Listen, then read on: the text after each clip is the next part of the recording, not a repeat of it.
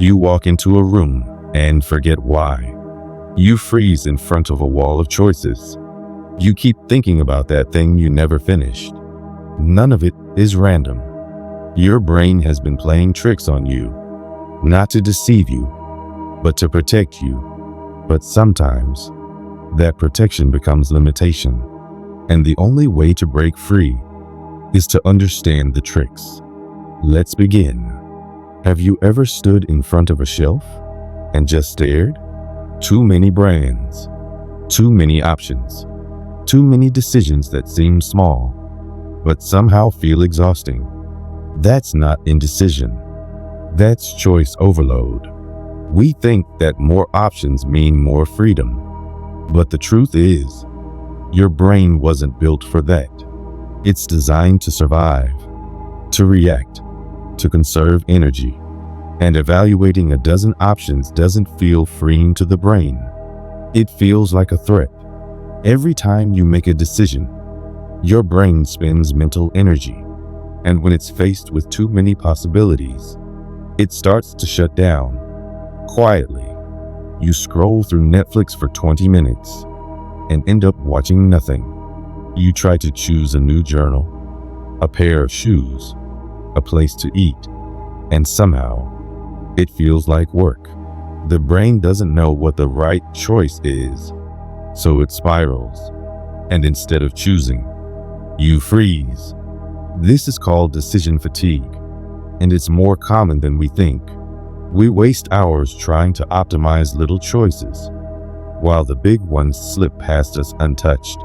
Why?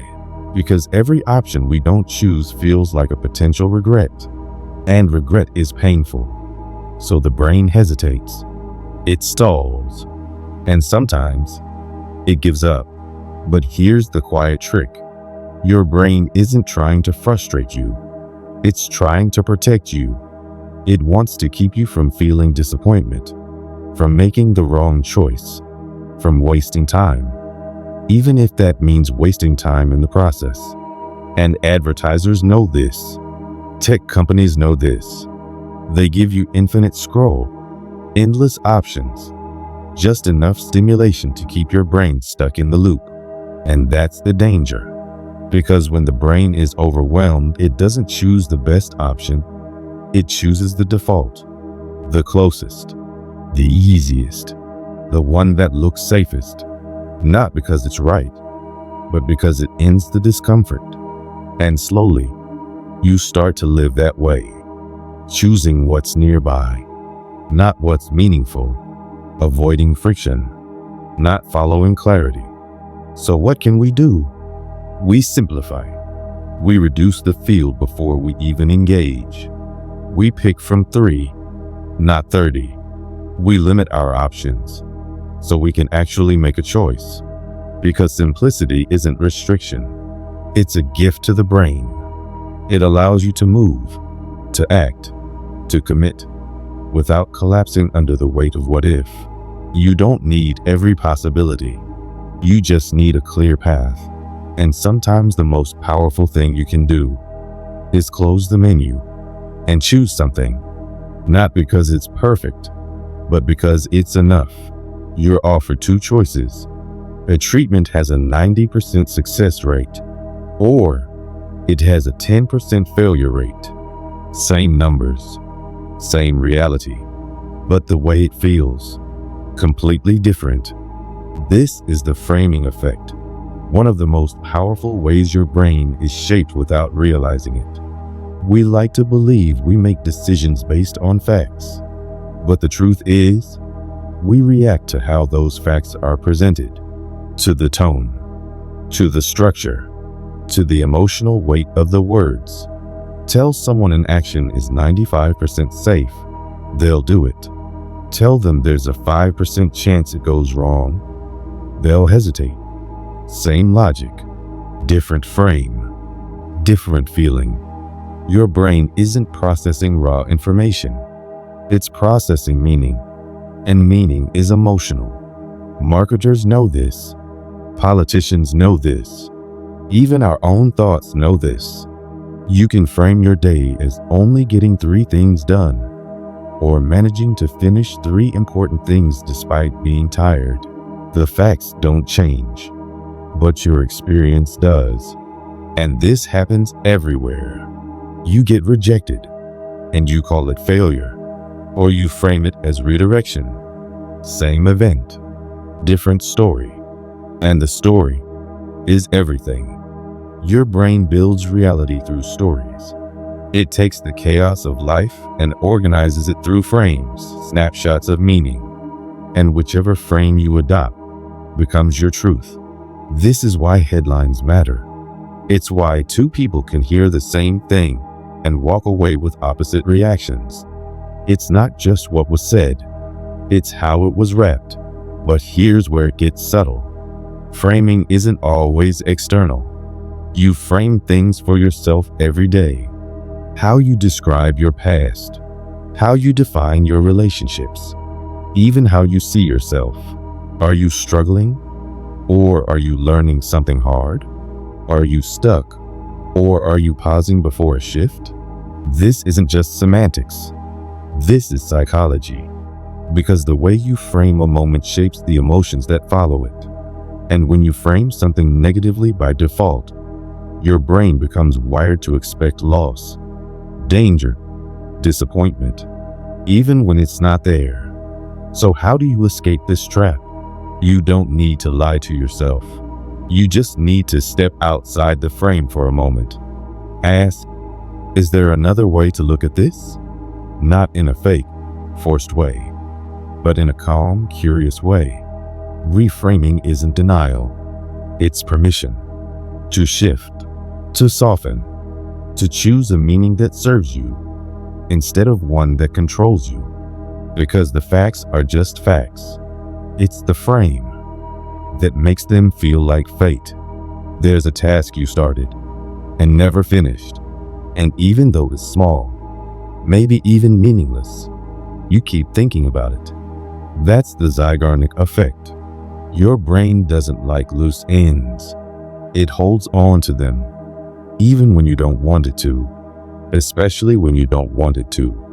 It's the reason you can't stop thinking about the message you forgot to reply to, the project you almost finished, the sentence you meant to say, but didn't.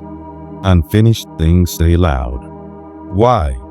Because your mind is wired to seek closure, to complete patterns, to wrap things up and move forward. But when something remains open, the brain loops, quietly, persistently. This effect was first noticed in waiters. They could remember complex orders with perfect clarity until the food was served. Once the task was done, the memory faded. But if it wasn't finished, it stuck, like a tab left open in the mind. You have tabs open too. Unsent messages, unspoken words, unresolved feelings. Some are tiny, some are years old, but they all carry weight. Not because they're urgent, but because they're incomplete. And the brain treats incomplete things like a to-do list it can't close. You try to sleep, and the thought returns. You distract yourself, and it comes back. You ignore it, and somehow, it gets louder. This isn't weakness. It's design. Your brain is trying to help. It thinks it's reminding you of something important, even when it's not. And here's the catch. Unfinished tasks don't just occupy space. They drain energy, mental bandwidth, emotional attention, even your ability to focus on the present. So how do you escape the loop? Sometimes, it's as simple as finishing the thing. Send the message. Cross it off the list. Close the tab. But sometimes, finishing isn't possible or necessary. And in those cases, what your mind needs is permission to let go. You don't always need to resolve it. You just need to acknowledge it. Say, yes, that's incomplete. And that's okay. You'd be surprised how often your brain just wants to be heard. Awareness softens the loop.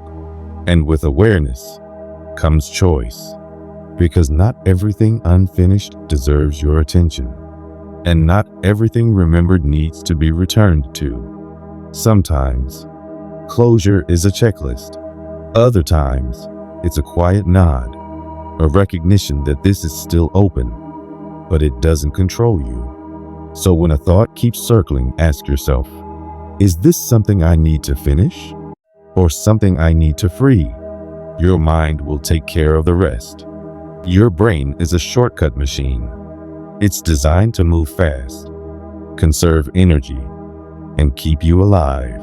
And to do that, it cheats, not in a malicious way, but in a quiet, automatic, invisible way. These are called cognitive biases, and they're everywhere.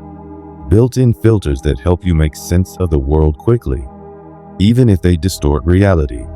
Let's start with anchoring.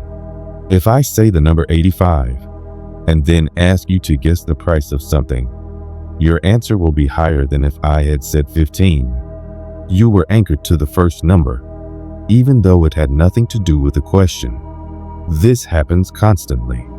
You see a product marked down from $300 to $150 and feel like you're saving, but the anchor was artificial. Your brain used the first number as a reference, even if it was irrelevant. Then there's priming. You hear the word cold, and suddenly you notice how chilly the room feels.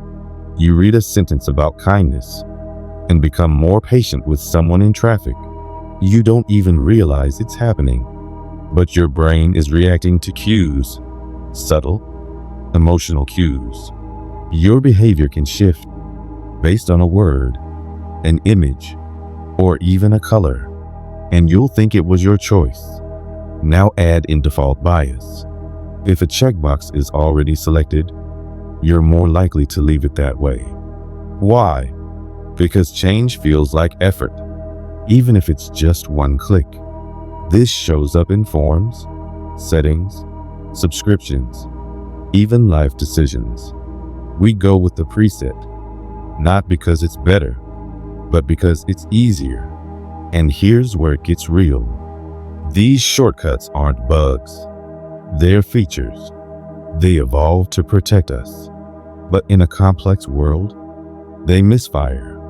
They lead us to decisions we didn't fully make, to opinions we didn't fully question, to habits we didn't fully choose. And the brain loves it, because the brain craves efficiency, not truth. But once you see the pattern, you can pause. You can ask, is this my anchor? Was I just primed? Am I choosing this? Or was it chosen for me? That moment of awareness breaks the autopilot. You don't need to remove the shortcuts. You just need to notice them. Because every now and then, your mind will take the easy path and call it you. But the real you is the one who notices,